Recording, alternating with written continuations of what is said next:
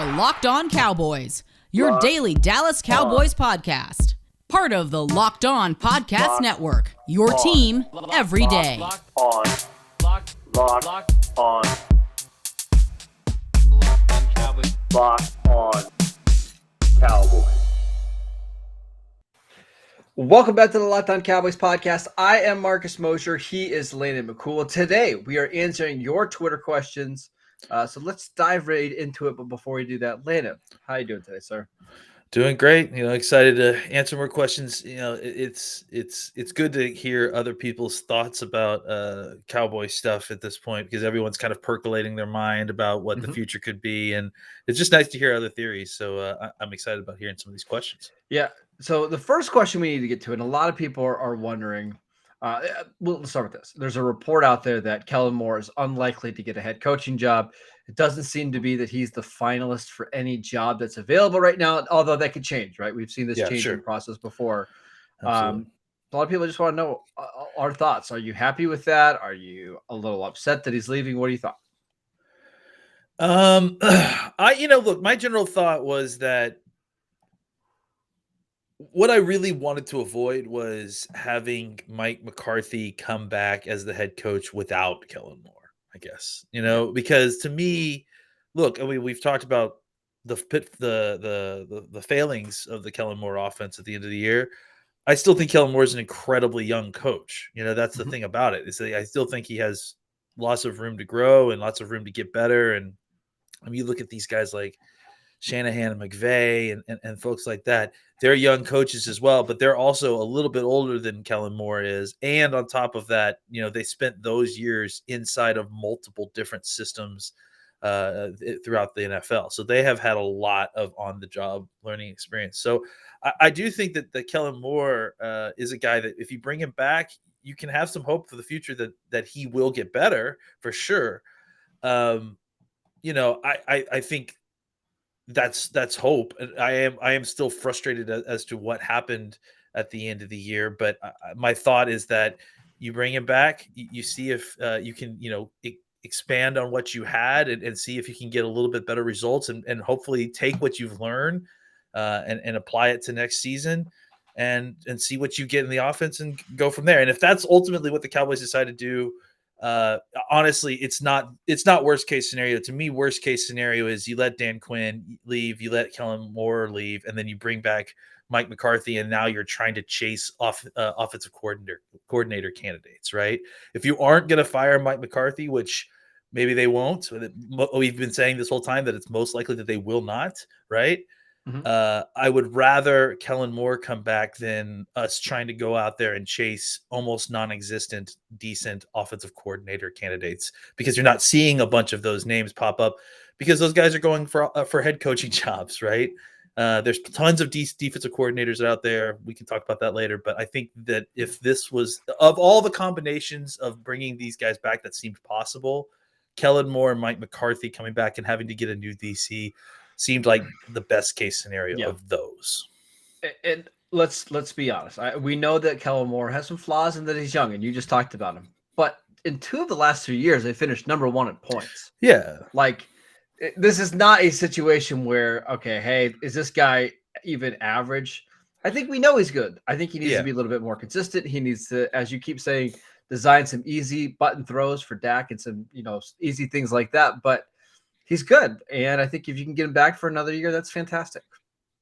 Yeah. I mean, again, players are the only people that progress, right? The coaches progress too. If you think Kyle Shanahan's the same coach that he is this year that he was when he was with Atlanta, or when he was calling plays for Washington or Houston, you would be mistaken. I think that these guys can grow and get learned. When we've called for a coaching change, we've called for big swing improvements, right? Big step ups that we think can win now, that have that right now. If you're not going to go that route, continuing to develop Kellen Moore, who I think has shown you that he has the stuff to become a good play caller in the NFL, continuing to develop him is certainly not a bad plan. And again,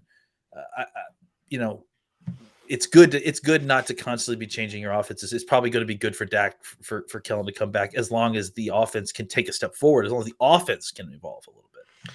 I agree. I want to keep talking about the coaches. This question from Mark.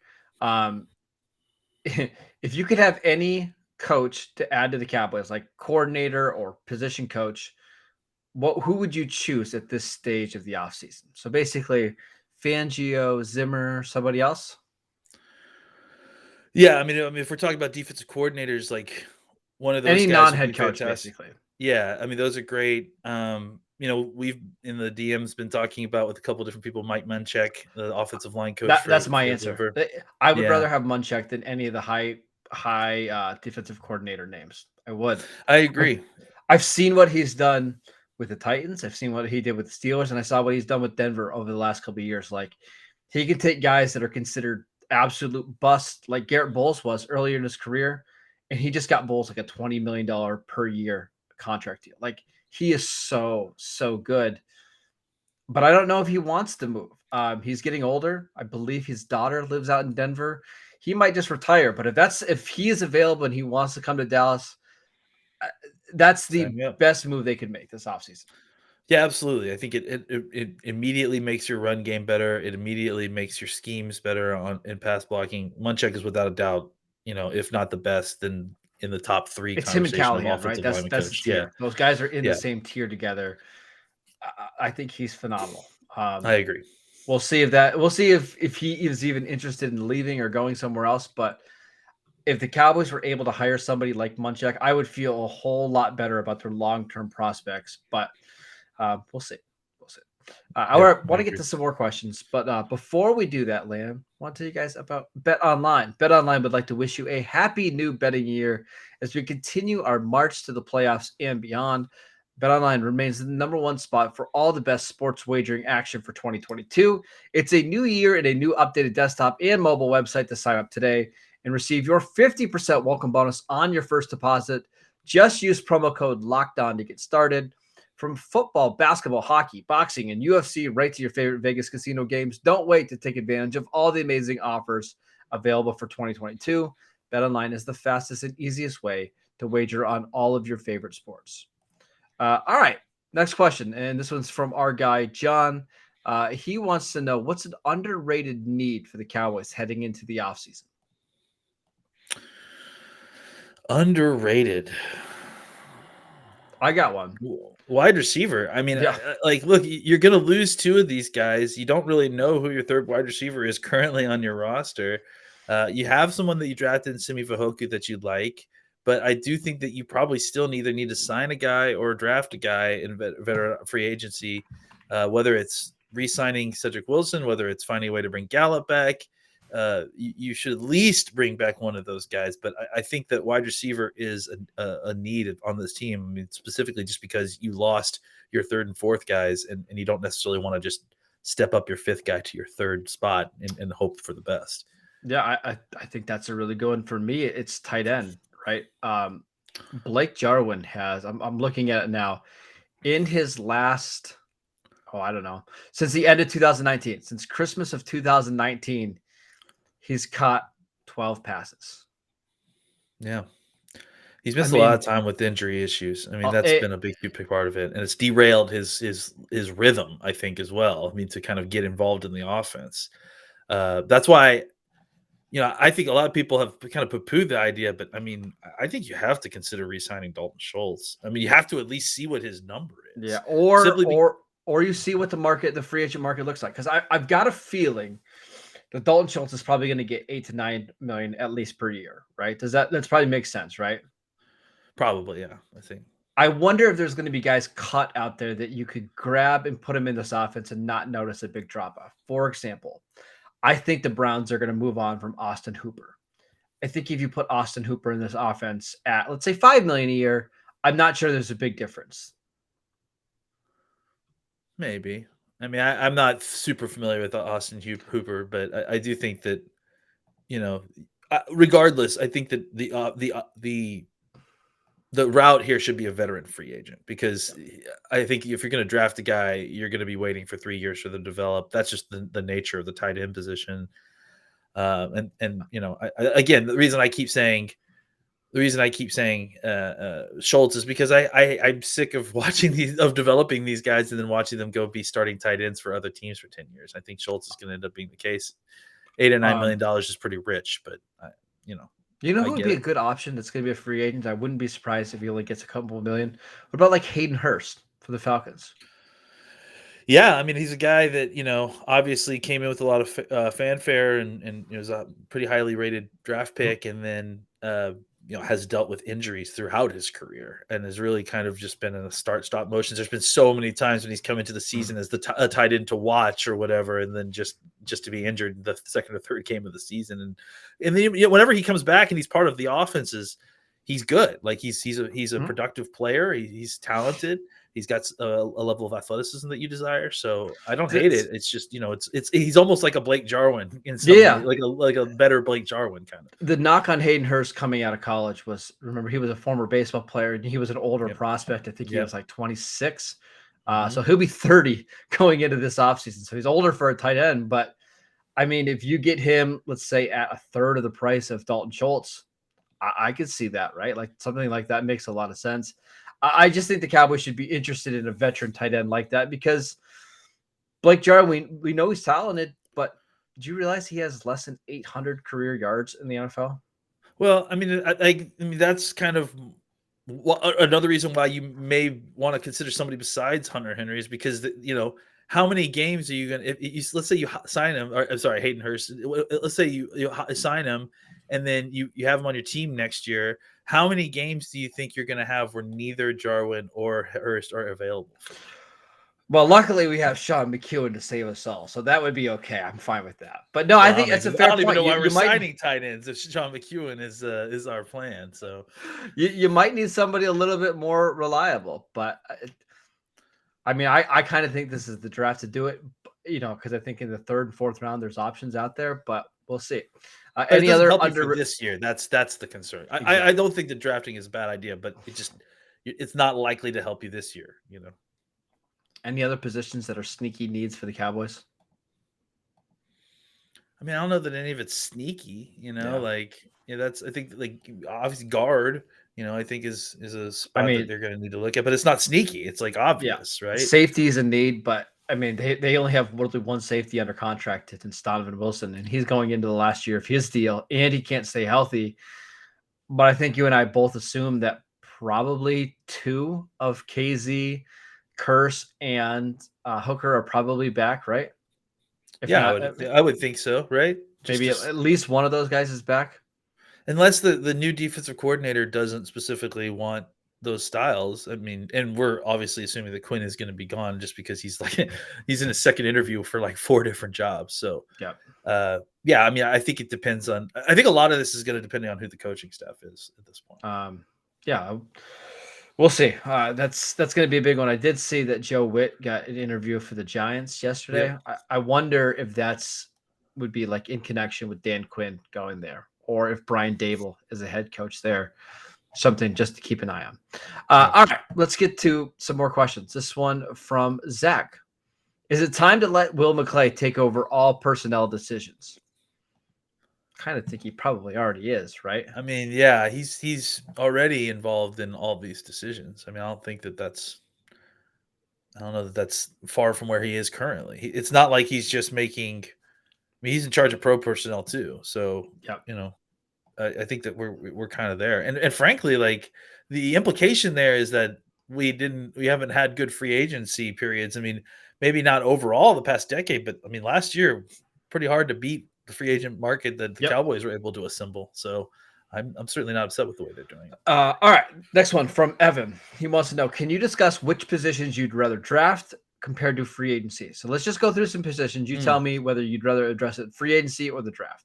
I'm gonna preface this by saying I'm not completely familiar with the free agent market right now. That's fine. I don't even know if that's important here. It's more of a timing thing, right? Because I think if you're going through free agency, you're probably looking for a cheap stopgap player, right? Yeah. If you're going for the draft, you're hoping for long-term and depth options. So wide receiver. I think you need to do both. Yeah. But I think that, at the very least, this is one of the positions. Either this or tight end needs to be one of the positions that you're going to spend some free agent money in one of the few positions that you're going to need to spend some free agent money in. I think you could find a wide receiver 3, wide receiver 4 for $1 million or $2 million in free agency. That would help you. Example, like, and we've talked about it before, like an Emmanuel Sanders, somebody just to help you, basically be a stopgap for the first, let's say, 10 weeks of the season before Semi Fehoko is ready, or somebody else like that, right? I think you can. Or maybe depending on what the market is for someone like Gallup, who's coming off an ACL injury that had his surgery.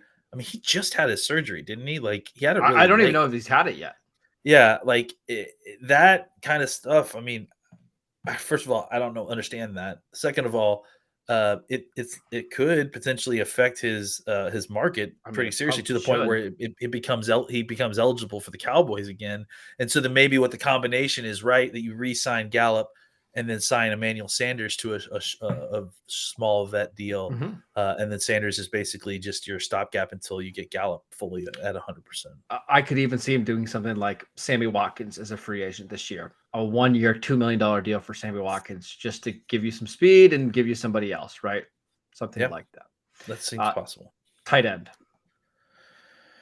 I mean, tight end, again, like, I think free agent has got to be, again, maybe both, because I think you have a development guy a little bit in McEwen. I mean, we joke about that a lot, but I like McEwen as well. And I think he could be a guy that develops into Dalton Schultz. There's no reason to think that he couldn't do that. I do think, or even Jeff Swain. I mean, like something like that, right? Yeah. I think you do need someone immediately that's a veteran that comes in and is going to give you significant snaps at the position. I just don't know that you can trust Jarwin to be that guy. So I think that you need a vet, because tight ends are incredibly difficult to develop. I wouldn't be surprised if they also drafted a guy. Guard. I think you could do either, honestly, with guard. Yeah. I mean, it depends on who the guard is in free agency. If someone like Norville is affordable, then maybe you could sign him.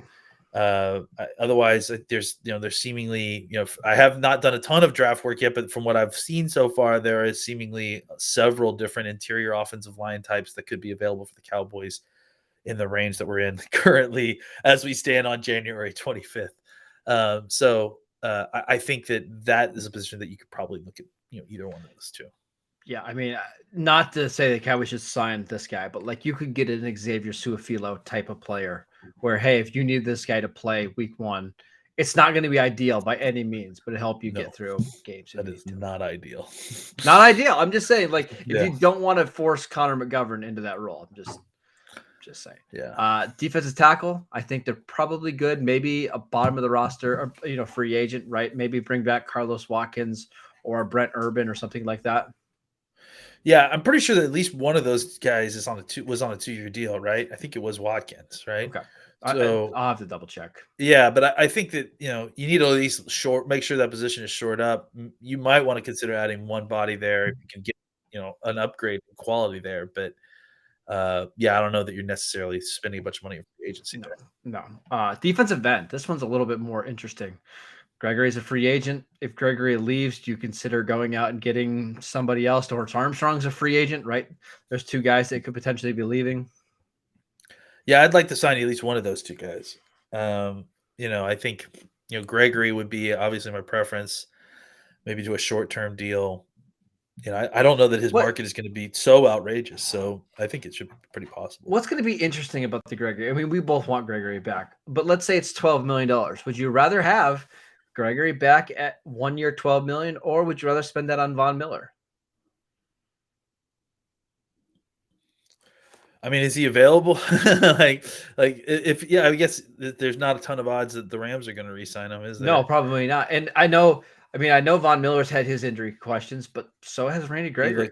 He looked incredible. He looked just fine in that game against. See, that's the tricky part. So there's some defensive ends in this class, like Chandler Jones is a free agent. He's 32. I wonder what Chandler Jones's market's going to be like. Like, is it going to be all that different from Randy Gregory? No, that's a good question. I mean, the thing is so difficult. The pass rusher market year to year is so different, right? It's not even just about who's on the market. Like, it just seems like that the value there is just swings wildly year to year. So Well, let's do maybe it the like this. presence of those guys will push things down.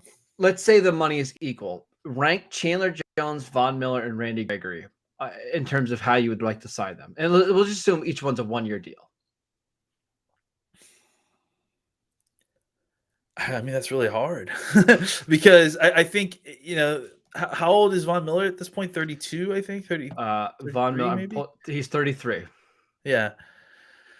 And Randy's turning 30 this year.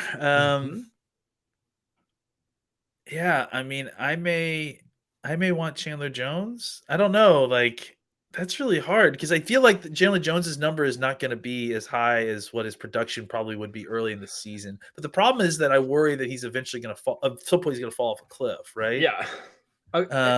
It's tricky. And then what gets even harder here, Landon, is okay, let's say Chandler Jones and Von Miller get basically legacy contracts. Like somebody's overpaying for their production, right? True. How do you value Randy Gregory compared to Jadavion Clowney or Jason Pierre-Paul or Melvin Ingram? Like that's how it gets really, really hard. Justin Houston. Yeah, I mean, the hope is that the rest of the league views the free agent market of these guys and they don't consider Randy Gregory in that same tier, right? Because he doesn't have the production. I mean, at least career-wise, he doesn't have the numbers. Maybe they'll ignore what he did this year on a per snap basis, but of course they're not going to. But I do wonder, like, is he going to command the same kind of money as those guys? Because there's a chance that he could be signed for less than all those guys, and simply because of I mean, we love Randy, but the many issues on paper that are with him may bring the market down. It may depend on the team. Like if you're the Giants and you've seen him just destroy games before, you might be more willing to pay that player than, let's say, the Chargers, who's have only seen him, once in their entire career. So who knows?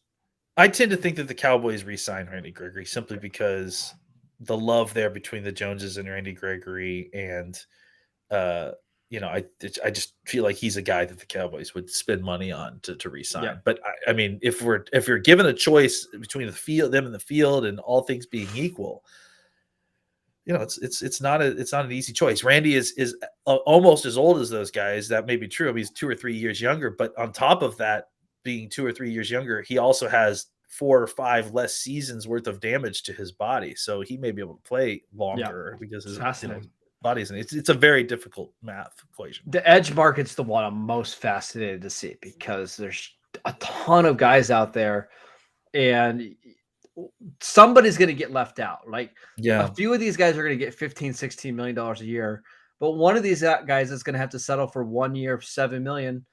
Like Jadavion Clowney had to do last year with the Browns. We'll see how that all plays out. Yep. One more quick break to tell you guys about Get Upside. Cowboy fans, we wanted to let you know about Get Upside. Our listeners are earning cash back for every single gallon of gas every time they fill up. Just download the free Get Upside app in the App Store or Google Play right now and use promo code Touchdown for 25 cents per gallon on your first fill up. Cash back. Don't pay full price at the pump anymore. Get cash back using Get Upside. You can download the app for free and use promo code Touchdown for 25 cents per gallon or more on your first tank. Again, cash out at Get Upside, and you can use promo code Touchdown to get 25 cents per gallon or more on your first tank. All right, 2 questions. This one from Bodine. He wants to know, why can't we find a true nose tackle that weighs 300+ pounds that can control the line of scrimmage? The answer is there's just not that many of those guys out there, right? And even if you do have one, they're not playing that many snaps, right? 300 pounds is not very heavy for a nose tackle. I mean, I don't know finding. I said 300+ pounds, to be fair, 300 or more. Yeah, I mean, I'm thinking you're looking for a guy that's 320, 330, right? Like, I mean, how about 375? I've 360 or whatever he weighs. Yeah, I mean, that video of him moving with the bags was Jordan Davis, Georgia. We'll get to him later in the draft process. Just to throw that out, I showed that video to my wife, who famously knows nothing about football, and I asked her, I was like, "How much do you think that this guy weighs?"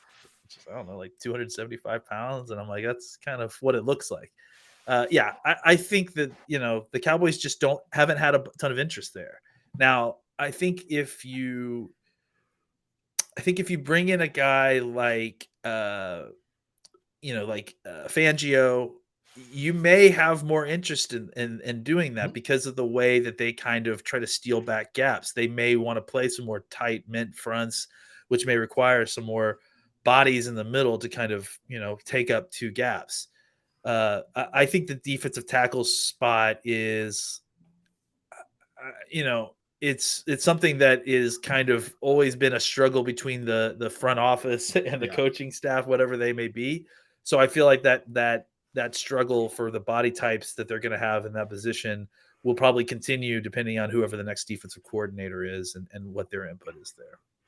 They've got some names they like there, though, right? They like Neville Gallimore, obviously. They like Oso Digizua. And Tristan Hill started to play better at the end of the year when he was available. It's just, what do you want to add to the group? Do you need that 350-pound guy? Do you still need a pass rusher? We'll see what the Cowboys do this offseason. Jordan Davis, though, is really intriguing. Yeah, just going to point that out there. Last question. He wants to know, what is the plan for Tyron Smith going into the 2022 offseason and going forward? Do the Cowboys consider moving on from him now and draft his replacement? Do you try to go one more year with Tyron as your left tackle? What do you think? I think you could definitely do another year of Tyron at left tackle simply because you have Terrence Steele still. And I think that Steele seemingly has gotten better as the season has gone on. You just don't notice him as much when he's on the field, which is a good thing. I think that Tyron Smith is still a very good player when he's playing and he's healthy. The problem is, how often is that happening, right? So if you're the Cowboys this offseason with Terrence Steele, do you start to get him ready to replace Tyron on the left side, or do you continue to kind of cross-train him at both spots? I think you need a new offensive line coach. You need to figure out, because I think honestly, it's I want the guy that is going to be my offensive line coach to make that decision, because they're going to have to deal with it moving forward. I also don't think you should rule out the idea of thinking about moving La'el Collins back to the left side after Tyron Smith is done, and then potentially moving Terrence Steele to the right side. Collins has played so much at right tackle now. I almost feel like it would be hard at this stage of his career to move him. Maybe, but I think it's somebody's got to move. Someone's got to have to learn that left tackle position better than they currently do, because Steele is significantly better on the right side still. And I feel like it would make some sense to move La'el there simply because he is left-handed. He has played left tackle before in college. I mean, I understand Steele played it more recently, but I just feel like you could have some better play there if you need it on the left side from La'el Collins. But either way, it doesn't ultimately matter as long as they decide to train someone more on that left side. And then maybe what you do is you just have Josh Ball focus on the right side, or something like that, and work on it that way, so that you would. I think there is something. I think it's good to cross train these guys for sure, but I also feel like you need to start getting somebody more snaps on the left side so that they're very comfortable there. Because to me, that's the spot that's the most likely to be subbed out over the next year because Tyron Smith's injury issues. I agree. There's a guard in this class that has experience playing left tackle as well that I think you and I might both like a little bit, that we'll have to talk about during the draft process. But got to keep his hands inside, though. But yes, I do like him. This is a really good offensive line class, by the way. I don't know how many names you've seen so far, but if the Cowboys want to go offensive line in the first round, I think there's at least 3 guys that are worth that spot that could be there. But again, we've got 3 months to get ready for this draft. But long time. It's not a bad year to take an offensive lineman if the Cowboys do want to consider, thinking ahead of what the Tyron Smith situation could look like in 2023 and beyond. But that is it for today's show. Thank you guys for tuning in. As always, you can download and subscribe to the podcast wherever you get your podcasts. We'll be back tomorrow. Again, Senior Bowl starts next week, so we'll get you guys ready for that. We'll do a Senior Bowl preview at some point. We'll start talking about some names to watch. So again, download the podcast wherever you get your podcasts. Follow Landon at McCool BCB. I'm at Marcus _Mosher. And we'll see you next time.